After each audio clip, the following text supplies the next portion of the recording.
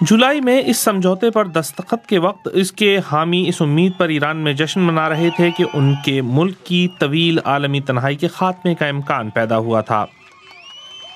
یہ لوگ عالمی پابندیوں کے باعث ایرانی عوام کی مشکلات سے بھی تنگ تھے۔ ایران کو سمجھنا بہت مشکل نہیں ہے۔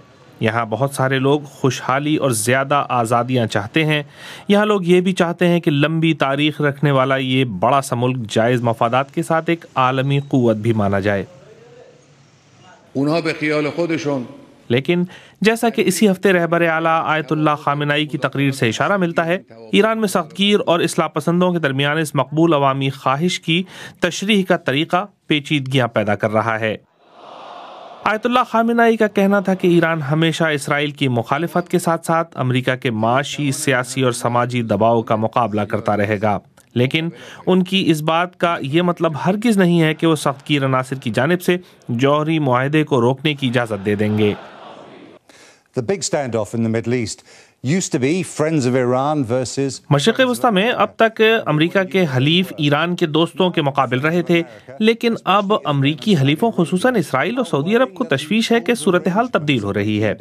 انہیں خدشہ ہے کہ جوہری سمجھوتے سے ایران اور مغرب میں مزید تعاون کی راہ بھی ہموار ہوگی۔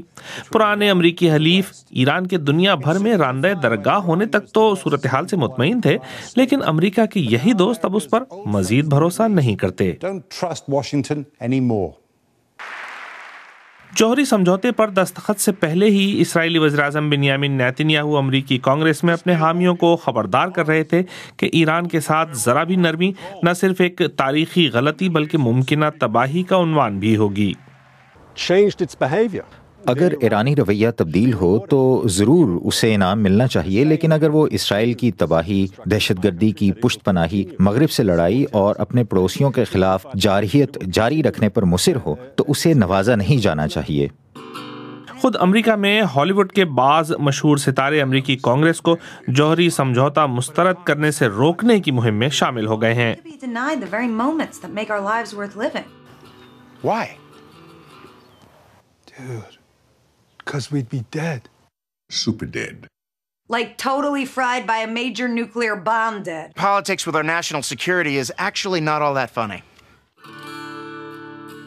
جوہری قیامت کی یہ باتیں یقیناً مبالغہ اور مذاق ہیں، لیکن ویانا کے سمجھوتے سے ان رہنماؤں نے صاف جنگ کی طرف بڑھتے بحران کو ٹالا ہے۔ معاہدے کی ناکامی جنگ کو دوبارہ ایجنڈے پر لے آئے گی۔